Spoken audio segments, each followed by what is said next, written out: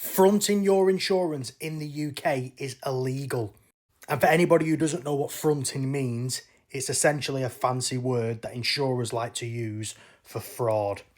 And I'm going to give you two common examples of where people use fronting on their insurance.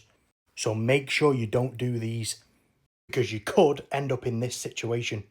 First one, a lot of people insure their car as a second driver. So they might put the parents as the main driver on their car and then put themselves as the second driver, even though it's their car and they drive it more than the parents do. That's classed as fronting and it's illegal.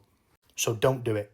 And the second one on the list is insuring your car at an address that you don't live at.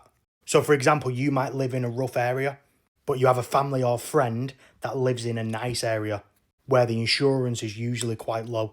So you insure the car there. Again, this is classed as fronting and it's illegal and you should not do it.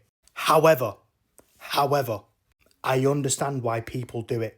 There's been so many cases where people have come to me saying they're in a sticky situation and they've got a car and they just can't insure it because the premiums are too high. So the only solution they've had to do in the past is front their insurance. If police want to crack down on insurance fraud and insurance companies want to stop insurance fraud, then they need to make it fair, because insurance in the UK is getting out of control and it's only going to get worse.